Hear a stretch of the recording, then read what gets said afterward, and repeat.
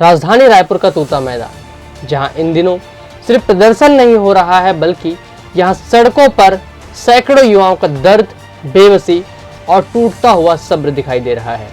नमस्कार, आप देख रहे हैं एडिटर जी न्यूज और मैं हूं आशुतोष शर्मा। 24 दिसंबर से आमरण अनशन पर बैठे डीएड अभ्यर्थियों का संयम अब जवाब देने लगा है। महीनों से ये अभ्यर्थी सरकार से सिर्फ एक ही मांग कर रहे हैं, नियुक्ति। लेकिन लंबे इंतजार के बाद भी अब तक कोई ठोस फैसला सामने नहीं आया है।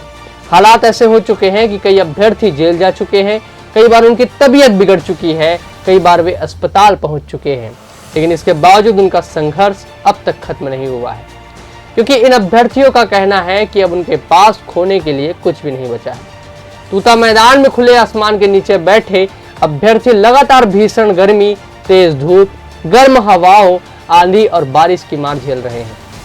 न कोई स्थायी सुरक्षा है और न ही रहने की सही व्यवस्था और न ही आय का कोई साधन। इसके बावजूद ये युवा वहां पर डटे हुए हैं, क्योंकि उनका कहना है कि इतने लंबे संघर्ष के बाद अगर वे खाली हाथ लौट गए तो आखिर अपने परिवार और भविष्य को क्या जवाब देंगे। अभ्यर्थियों का साफ कहना है कि या तो हमें नियुक्ति दे दी जाए या फिर हमारी मौत इसी मैदान में होगी। सोचिए, एक नौकरी के लिए कोई युवा इस हद तक मजबूर हो सकता है। इस आंदोलन में बड़ी संख्या में महिला डीएड अभ्यर्थी भी शामिल है और उनका गुस्सा भी खुलकर सामने आने लगा है। महिला अभ्यर्थियों का कहना है कि सरकार हर जगह महिला सशक्तिकरण के बड़े बड़े दावे करती है, लेकिन क्या महिलाओं के अधिकार और महिलाओं के लिए कुछ करती है? महिलाओं के अधिकारों और महिला अधिनियम बिल का प्रचार सरकार करती है, लेकिन दूसरी तरफ हम जैसी योग्य और शिक्षित महिलाएं महीनों से मैदान पर बैठी हैं और सरकार को हमारी कोई चिंता नहीं है। उनका आरोप है कि सरकार सिर्फ महिला हितैषी होने का दिखावा कर रही है, जबकि जमीन पर संघर्ष कर रही महिलाओं की आवाज कोई नहीं सुन रहा है। सुनिए महिला डीएड अभ्यर्थियों ने क्या कुछ कहा है। एक तरफ सरकार नारी शक्ति वंदन योजना की बात करती है और 33% आरक्षण की बात करती है।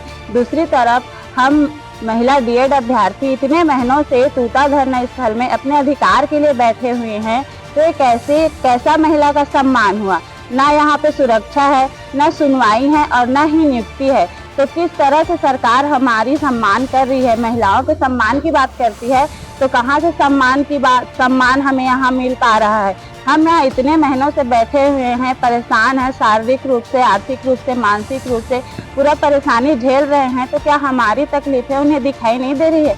मैं सरकार से पूछना चाहती हूँ, हम भी तो आपकी बेटियाँ हैं, हमारा सम्मान आप कब करेंगे?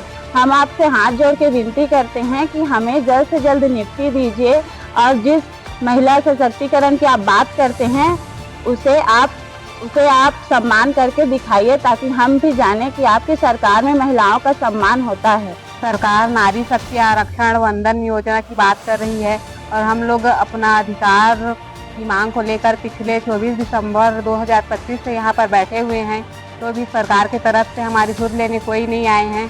तो इस आरक्षण का क्या मतलब है? कड़कड़ाती ठंड से चिलचिलाती धूप में यहाँ पर बैठे हुए हैं, तो भी से सरकार हमारी सुध लेने नहीं आ रहा है। हम लोग सब हाथ जोड़ के विनती करते हैं कि हमें हमारा अधिकार दे और हमें हमारी नियुक्ति पत्र जल्द से जल्द प्रदान करें। महिला अभ्यर्थियों का कहना है कि वे भी अपने सपनों को लेकर यहाँ बैठी है। उन्होंने भी दिन रात कड़ी मेहनत की है और कड़ी मेहनत करके पढ़ाई की, प्रशिक्षण लिया, लेकिन आज हालात ऐसे हैं कि उन्हें नौकरी के लिए, जो उनके हक की नौकरी है, उसको मांगने के लिए सड़क पर बैठना पड़ रहा है। कुछ अभ्यर्थियों ने तो यह भी कहा कि अब मानसिक और आर्थिक स्थिति भी उनकी इतनी खराब हो चुकी है कि घर चलाना मुश्किल हो गया है। परिवार उम्मीद लगाए बैठे हैं, लेकिन सरकार की चुप्पी लगातार उनकी परेशानियां बढ़ा रही है।